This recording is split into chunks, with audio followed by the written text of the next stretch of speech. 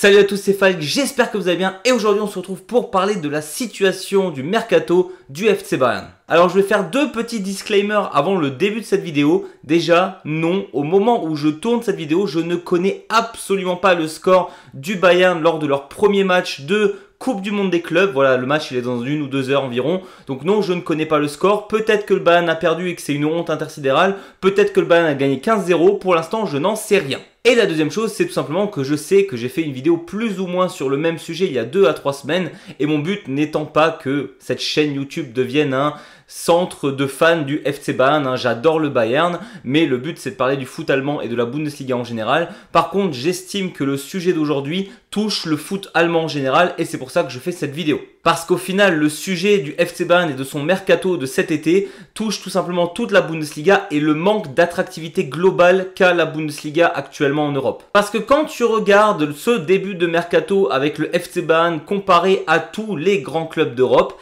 et ben tout simplement le FC Bayern est un des seuls clubs qui ne se renforce pas vraiment. Alors oui, effectivement, tu as eu Ta et tu as eu Bischoff lors de cet été. Par contre, de base, ces deux joueurs devaient être là gratuitement. Au final, tu vas payer un peu plus d'1 million d'euros pour les deux. Vous me direz, pour des joueurs de cette classe-là, ce n'est pas grand-chose, payer environ 1 million. Mais de base, ces deux joueurs ne devaient coûter rien du tout. Mais vu que le FC Bayern voulait les intégrer dans l'effectif pour la Coupe du Monde des clubs, eh ben, tu vas payer 800 000 euros à Leverkusen et tu vas payer un peu plus de 300 000 euros à Hoffenheim. Donc déjà là, tu te fais entre guillemets un petit peu arnaquer alors que dans 15 jours, tu aurais pu les avoir gratuitement. Mais au-delà de ça, tu as Liverpool qui va donc réussir à récupérer Wirtz et Frimpong pour environ 200 millions d'euros. Tu as un Real Madrid qui a récupéré Trent Alexander-Arnold et Huijsen qui était une des jeunes pépites absolument convoitées par l'Europe entière. Tu as une équipe comme Manchester City qui pour très peu d'argent, évidemment je parle au niveau football, 30 millions c'est énorme, mais qui a réussi à récupérer Cherki pour cet été. Tu as aussi dans une moindre mesure Naples qui récupère apparemment De Bruyne pour renforcer son effectif pour l'année prochaine à la Ligue des Champions.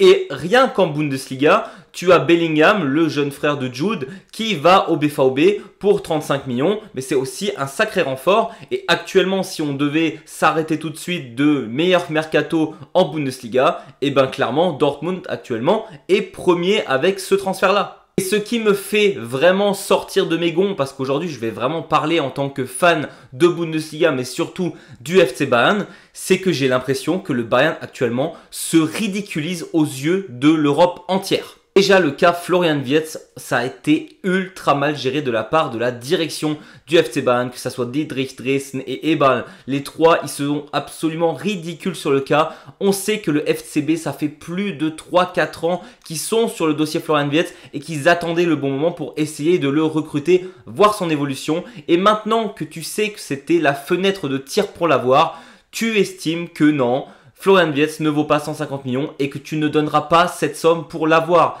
Alors que désolé, quand tu attends pendant 4 ans qu'un joueur se développe et que tu penses que ça va devenir une future superstar, eh ben tu fais le mouvement. On sait qu'en plus le Bayern aurait vu 2 à 3 fois l'agent de Florian Wirtz, que lui aurait été chaud de venir à Munich. On apprend ça petit à petit, mais que finalement c'est vraiment au niveau du prix que ça coinçait et que le Bayern a donc refusé à cause du prix. Et ça me rappelle vraiment de très mauvais flashbacks à l'époque où Guardiola était entraîneur du FC Bayern, qui voulait absolument recruter De Bruyne qui coûtait à ce moment-là environ 80 millions d'euros. Le Bayern se refusait catégoriquement de chercher De Bruyne qui est devenu le joueur qu'on connaît en première ligue, qui est un des tout meilleurs milieux de terrain de l'histoire de la ligue anglaise.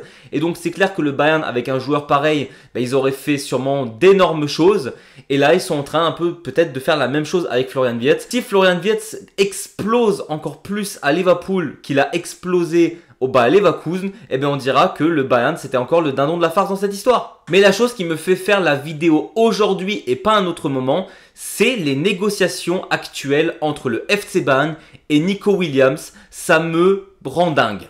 On sait Nico Williams, attaquant ailier de l'Espagne actuellement à Bilbao, très très fort joueur qui a été un peu blessé cette saison, mais on le sait, il a un potentiel de malade, on l'a bien vu à l'Euro 2024, mais au-delà de ça, c'est un joueur entre guillemets qui n'a pas encore prouvé ce qu'il valait en club. Oui, on connaît le potentiel, oui, on a vu ce qu'il a fait avec l'Euro avec l'Espagne, mais à un moment donné, quand tu vaux une certaine somme d'argent, Je pense qu'il faut que tu aies montré un peu plus et on a donc la clause libératoire à 60 millions. Au vu du potentiel, ça ne me choque pas et donc le joueur a de revendications. Et donc l'agent de Nico Williams aurait rencontré 2 fois le FC Bayern pour finaliser un transfert éventuel et Nico Williams, qui a des revendications, ce qui est totalement normal en soi, demanderait 20 millions bruts au FC Bayern. Alors oui, comme dit, pour un joueur qui n'a pas encore prouvé de quoi il était vraiment capable en club, je trouve ça beaucoup, 20 millions bruts, mais en soi, c'est un peu le salaire que tu viens te débarrasser avec Sané. Et sur le potentiel, je pense sincèrement que Nico Williams sera meilleur à la longue qu'un Leroy Sané et apportera plus à l'effectif. Maintenant, il va falloir m'expliquer comment un joueur pareil demande 20 millions bruts au FC Bayern, rencontre le FC Barcelone quelques jours après, et à ce moment-là, il ne demande que 12 millions. Va falloir m'expliquer. Alors oui, clairement, Barcelone, c'est en Espagne, c'est un Espagnol, il y a son pote Yamal qui joue là-bas, mais à un moment donné, on sait que Nico Williams l'année dernière avait refusé le FC Barcelone. Et là, il serait prêt à venir au club pour 8 millions de moins que ce qu'il demande au FC Bayern. À un moment donné, faut aller se faire voir. Donc pour moi, c'est ça un énorme problème au sein du Bayern actuel. Quand je vois ce joueur qui a des revendications totalement différentes entre le Bayern et Barcelone, à un moment donné, si tu n'avais pas envie de venir au sein du FC Bayern, ne demande pas une somme aussi haute. Quand je vois que le FC Bayern l'année dernière galère comme pas possible à récupérer un coach, on rappelle que Vincent Kompany, c'était clairement pas le plan A du FC Bayern. Ils ont galéré à trouver un entraîneur. Quand je vois que le FC Bayern propose 3 contrats à Leroy Sané pour le faire prolonger, alors que personne, mais je dis bien personne, au sein de la communauté du FC Bayern voulait une prolongation de Sané alors qu'il part libre, il part en tant qu'agent libre et pourtant on pourrait récupérer quelques millions sur lui mais on n'en voulait pas et pourtant le Bayern a insisté, lui a proposé 3 contrats que Sané a refusé pour aller au Galatasaray. Alors sur le principe je suis content que Sané parte mais à un moment donné Sané a refusé 3 fois un contrat au sein du FC Bayern. Ce n'est pas normal.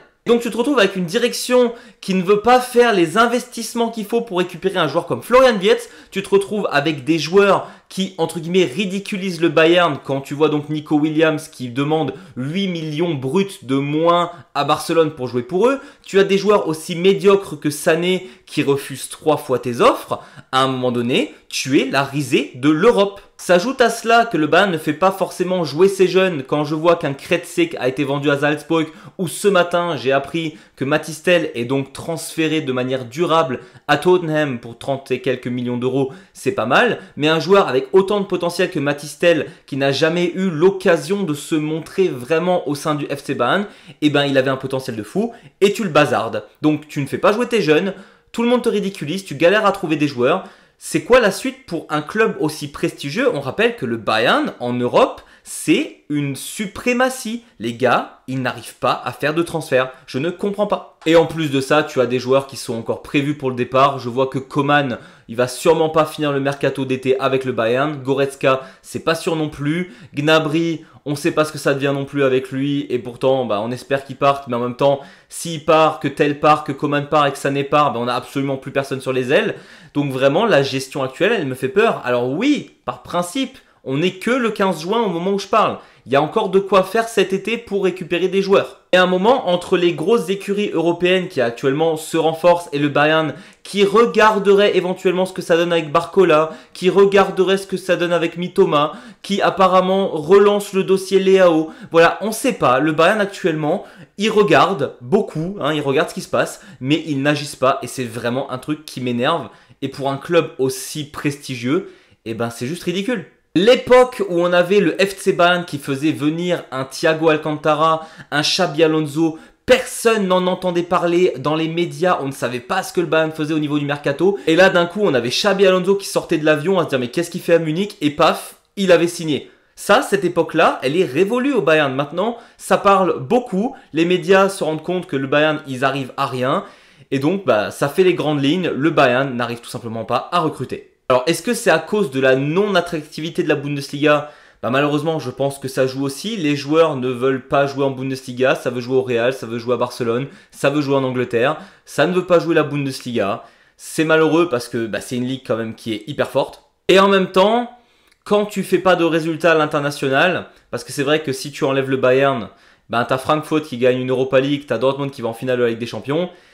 Sans le Bayern, c'est un peu compliqué, donc ça peut aussi se comprendre si les clubs allemands ne se bougent pas plus pour essayer de faire des résultats. En tout cas, je trouve ça vraiment ultra triste de voir un club aussi légendaire que le Bayern se décrédibiliser autant aux yeux du monde entier. J'espère que la Coupe du Monde des clubs va peut-être les aider à peut-être gagner un peu d'attractivité de nouveau. Quand je vois un club comme l'AC Milan qui a vraiment perdu de sa superbe parce qu'ils n'ont rien gagné depuis le début des années 2000, entre guillemets, je peux le comprendre, ça reste un club légendaire, mais c'est vrai que bon, ça attire pas les meilleurs joueurs du monde. Mais le Bayern, ils ont quand même gagné des Ligues des Champions dans les années 2010, dans les années 2020, ils arrivent souvent très très loin. Je ne comprends pas que les joueurs ne veuillent pas plus que ça venir au sein du Bayern, et je pense que le maillot moche n'a rien à voir là-dedans malheureusement. Le problème du FC Bayern, ça vient aussi d'au-dessus. Depuis que Uli Hoeneß et que Rummenigge ne sont plus à la tête du FC Bayern, eh ben c'est beaucoup moins fort. Hein. Clairement, Ole Kahn, c'était un désastre. Salihamidzic aussi. On a vanté Ebal comme un des meilleurs directeurs sportifs depuis qu'il est au sein du Bayern. Bah, c'est pas glorieux non plus ce qu'il a fait. Et que ce soit Dresden ou Dietrich, finalement, on les entend pas plus que ça. Et niveau activité, ben, c'est pas les meilleurs non plus au final. Voilà, c'était tout pour moi, j'espère que cette vidéo vous a plu. N'hésitez pas, vous, à me dire ce que vous pensez de tout ce qui se passe au niveau du mercato de la Bundesliga et du Bayern actuellement. Évidemment, on fera une update fin du mercato. S'il se passe une grosse dinguerie, évidemment qu'on en parlera dans une Actu Bundes. En tout cas, cette situation au sein du FC Bayern me préoccupe vraiment. J'espère qu'ils vont réussir à faire les transferts nécessaires pour se renforcer. Parce que c'est même pas sûr d'être champion de Bundesliga si tu ne te renforces pas plus et que tu vends tous tes joueurs. Et ben si tu as quelques blessés, c'est fini pour toi. N'hésitez pas à vous abonner ou mettre un petit pouce à l'eau. Nous on se retrouve très très vite pour parler foot et Bundesliga. Et d'ici là, je vous dis, servus!